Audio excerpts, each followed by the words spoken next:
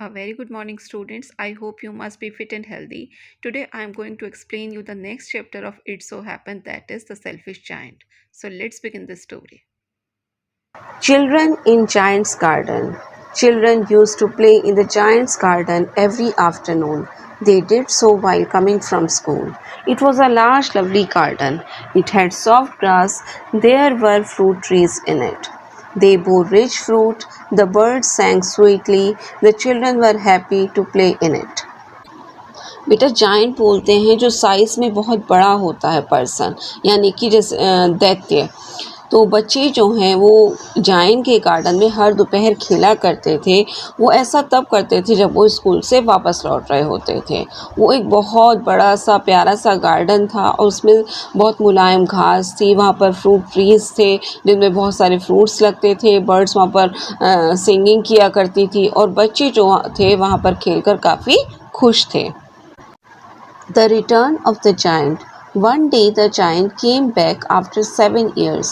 He had stayed with his friend, the Cornish ogre. He saw the children playing in his garden. The children ran away as they saw him. He said that it was his own garden. He would not allow anyone to play there. He built a wall around it. He also put a notice board. It had a warning on it: trespassers will be prosecuted. एक दिन जो था giant यानी कि दैत्य जो था वो 7 साल के बाद वापस आ गया।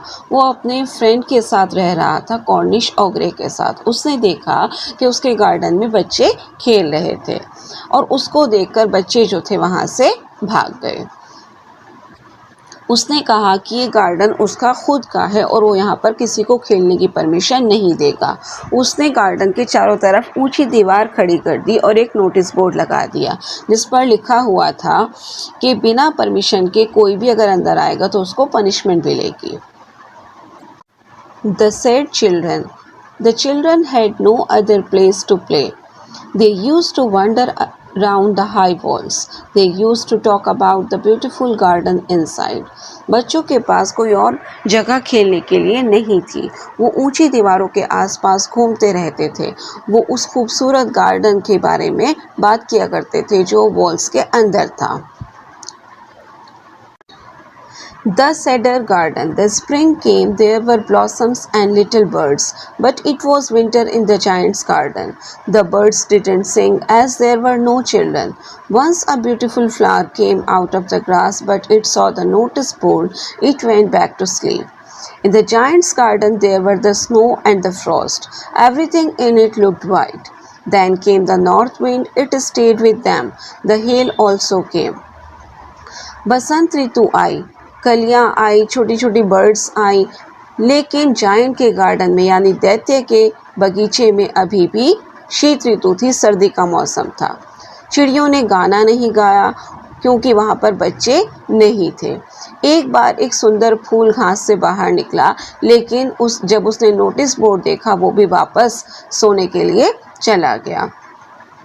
जायंट के गार्डन में जो है बर्फ थी और पाला था। हर चीज़ वहाँ पर सफ़ेद नज़र आ रही थी, वाइट नज़र आ रही थी। उसके बाद वहाँ पर नॉर्थ विंड उनके साथ रहने के लिए आ गई और उसके बाद ओले भी आ गए। Fruit of selfishness. The selfish giant looked at the cold and white garden. The spring didn't come to his garden. There were golden fruits in the autumn, but it didn't come to his garden. The winter, the north wind, the hail, the frost, the snow danced there. जो स्वार्थी दानव था या दैत्य था उसने अपने cold और वाइट गार्डन को देखा। वहाँ पर स्प्रिंग सीजन यानी बसंत ऋतु नहीं आई थी। पतझड़ के मौसम में फ्रूट्स गोल्डन हो चुके थे, लेकिन दैत्य के गार्डन में अभी तक बसंत ऋतु नहीं आई थी। वहाँ अभी भी शीत ऋतु यानी विंटर था, नॉर्थ विंड थी, ओले थे, पाला था और स्नो, ये सब डांस कर रहे थे। Spring in the garden. One morning the giant heard some lovely music. It was very sweet. He thought that it must be the king's musicians, but it was a linnet. She was singing outside his window. The giant found its song very sweet. Then the hail stopped dancing. The north wind stopped. The giant felt that the spring had come. बगीचे में बसंत ऋतु। एक सुबह दैत्य ने जो है यानी giant ने बहुत मधुर संगीत सुना। वो बहुत ज़्यादा मधुर था। उसने सोचा कि शायद ये राजा के संगीतकार होंगे, वो ये म्यूज़िक बजा रहे होंगे, लेकिन ये एक लिनेट सिंगिंग करी थी। लिनेट बेटा एक छोटी सी सिंगिंग बर्ड होती है, उसको बोलते हैं। वो विंडो के बाहर जो है सिंगिंग कर रही थी, गा रही थी।